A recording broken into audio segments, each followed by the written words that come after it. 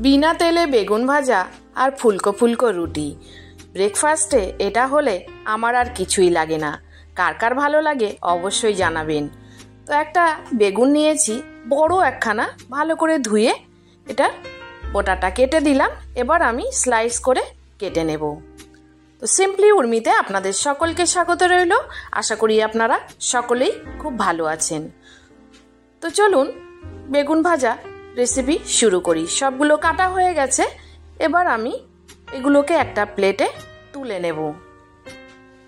প্লেটে তুলে নিয়েছি। এবার আমি পরিমাণ মতো লবণ দিয়ে দেব। লবণটা অবশ্যই একটু হাতে রেখে দিতে হবে, কারণ এটা রুটির সাথে খেতে হবে। রুটির সাথে সবসময় একটু লবণ সামান্য কম হলে তবেই ভালো লাগে। আর 1 চামচ আমি চিনি দিয়ে দিলাম। এই চিনি দিলে বেগুন ভাজার স্বাদটা দ্বিগুণ বেড়ে যায়। এবার হলুদ গুঁড়ো দিয়েছি, দিয়ে তিনটেকে আমি খুব ভালো করে মিশিয়ে নেব, যেন প্রত্যেকটা সমভাবে লেগে যায় লবণ, চিনি এবং হলুদ। এইভাবে ভালো করে একটার সাথে একটা লাগিয়ে খুব ভালোভাবে মিশিয়ে নিয়েছি। এবার 10 মিনিটের জন্য রেখে দেব। এই যে চিনি লবণ সব যেন মেল্ট হয়ে যায়। দেখুন সব মেল্ট হয়ে গেছে। 10 মিনিট বাদে আমি ফিরে এসেছি। এবার 2 চামচ গমের আটা দিয়ে দিচ্ছি, আর দিয়ে দেব 2 চামচ মতো কর্নফ্লাওয়ার দিয়ে খুব ভালো করে মিশিয়ে নেব, গায়ে লাগিয়ে নেব। একটা কোটিং হয়ে যাবে, আলাদা করে করার কোনো দরকার নেই, এতেই হয়ে যাবে। দেখতে থাকুন একটার সাথে আরেকটা লাগিয়ে। আর প্লেটেও পড়ে আছে অনেকটাই, সেগুলো সবগুলো লাগিয়ে নেব। লাগিয়ে ফিরে আসছি। এ দেখুন সবগুলো কি সুন্দরভাবে লেগে গেছে। আমি কিন্তু এক্সট্রা আর কোনো আটা বা কর্নফ্লাওয়ার ব্যবহার করিনি। মাখা হয়ে গেছে। এবার আমি এক সাইডে এটাকে রেখে দেব, আর একটা ফ্রাইং প্যান নিয়ে নেব।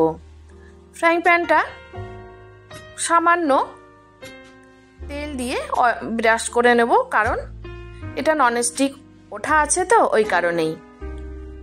দিয়ে গরম হয়ে গেলেই বেগুনগুলো আমি বসিয়ে দিলাম। দিয়ে ঢাকনা বন্ধ করে আমি এটাকে 7 মিনিটের জন্য রেখে দেব। 7 মিনিট বাদে আমি ফিরে এলাম। এবার দেখুন এগুলোকে উল্টে দেব। এই দিকটা কিন্তু আমার হয়ে গেছে। এবারে এইভাবে উল্টে দিয়ে তারপরে আবারও ঢাকনা বন্ধ করে দেব। আর কাছ থেকে একটু দেখিয়ে দিচ্ছি, এদিকটা কিন্তু একদম হয়ে গেছে। তো ঢাকনা বন্ধ করে আবারও আমি 7 মিনিট মতো রেখে তারপরে ঢাকনা উঠিয়ে আবারও ভেজে নেব। কালারটা আরেকটু ব্রাউন করে নিচ্ছি।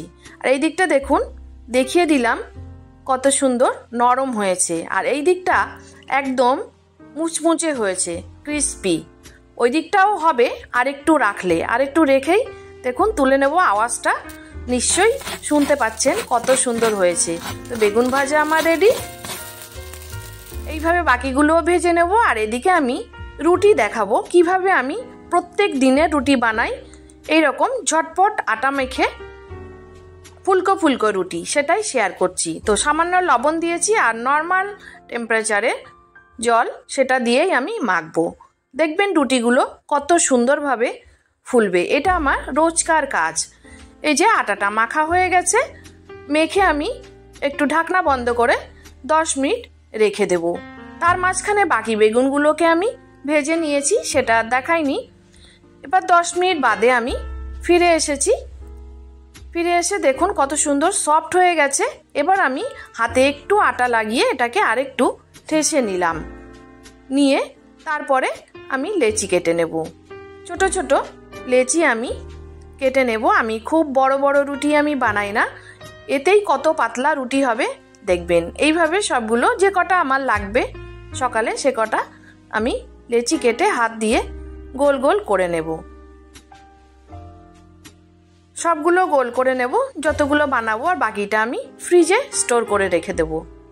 তো এই কটাই আমি বানাবো। একটা লেচি নিয়েছি, সামান্য আটা দিয়েছি, দিয়ে বেলে তারপরে আপনাদের মাঝে ফিরে আসছি। দেখুন বেলা হয়ে গেছে, কত পাতলা হয়েছে রুটিটা। ওদিকে তাওয়া আমি আগে থেকেই বসিয়ে রেখেছি। এটা একটু গরম হলেই তারপরে রুটিটা দিয়ে দেব।